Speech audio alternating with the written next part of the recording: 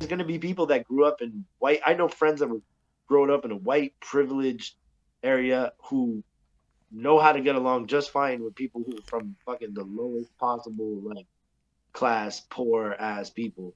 And not every some of them were spoiled brats who were bratty about it, and some of them would be like, dude, I know a dude that literally his parents lived in a huge house when I was a teenager. His parents lived in a huge house just near Henry Brasa. And he basically came up almost rich and would go to Henry Brasa dressed as a bum and panhandle. Oh, I know people who've done that. I know guys who like came from like I'm never gonna say names, but I know And he people. gave the money to another panhandler at another metro every day at the end of the day. Like that's the funny key to that story where I'm like, you, even the most privileged people, there's still more than one kind because some people grow up super privileged Okay, and still affect. It doesn't actually come. The problems don't always come. First of all, white privilege is real. We're not discussing white privilege right now. That's another thing. no, we're not But that discussing the, that. the being socially privileged. I think Not everybody even what gets we the were discussing privilege. cultural appropriation and our role as white Yeah, people in hip hop. I think that's what we're discussing. But I do think white yeah. privilege is another interesting topic. I have a theory about white privilege that I might want to run by Yeah, you. but wait, hold on. The Okay. point I'm making is that socially privileged people like that guy, right, could have literally sat on his ass all day and did nothing, but his actual intention was go out, didn't care about his appearance, panhandle for change, and then give it to a friend who he knew who he had met panhandling, just like that, and saw like he always ended his day rough. So his every day, he treated that like a job.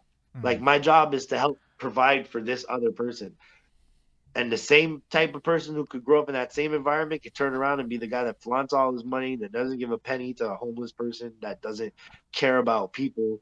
Like, So even being privileged socially or growing up rich will not determine your character. Your character is determined by the people you grow and learn from around, like grow around and learn from.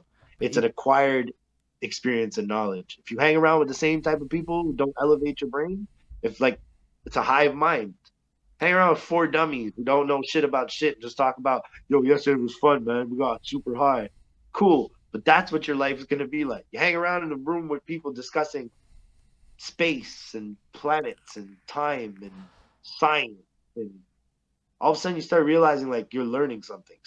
You've left this conversation with something you can share to somebody else. love it. That's what creates the person you are, though. Every person you absorb around you, that energy makes who you are, and that's why we change every year because our social circles change. The people we cross into, run into, make bonds with change over the years. It evolves.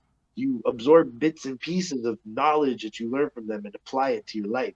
Some people do it consciously, some people don't. Some people are like on autopilot and do those things, don't even realize they're adapting to the people they're around.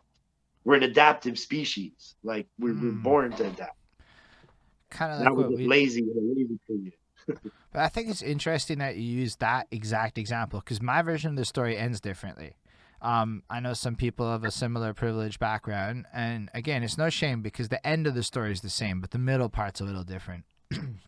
they would go Oh, and there's a lot of the opposites, yeah, for they sure. would go and panhandle, which effectively, in a sense, is taking up space from somebody who probably needs to. And they would beg for quarters, blah blah whatever. No, they were actually more active. They would beg for quarters to put in like, yo, I need 25 cents to make a call, and they would run the parking lot, bank out like $20 and get Pizza Hut. And I'm like, Yeah. yo, that's serious. That's like, and again, privileged kids.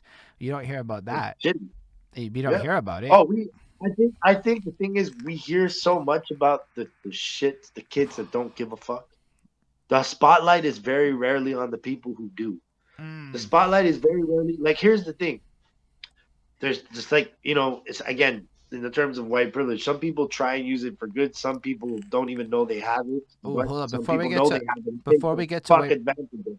before we get to No, but I'm that, saying like just saying that because I'm not even getting to that subject. But all I'm saying is like there's always a different way some people use the same things that are just naturally available to them. but what's Your cool? resources around you. What's It's cool gonna about that guy be is that guy basically changed his circumstances and elevated his entire life, basically showing that even though the starting point may have been different or the middle part's different, the end part, which is probably the most important part of most stories, where the moral of the story comes in, is that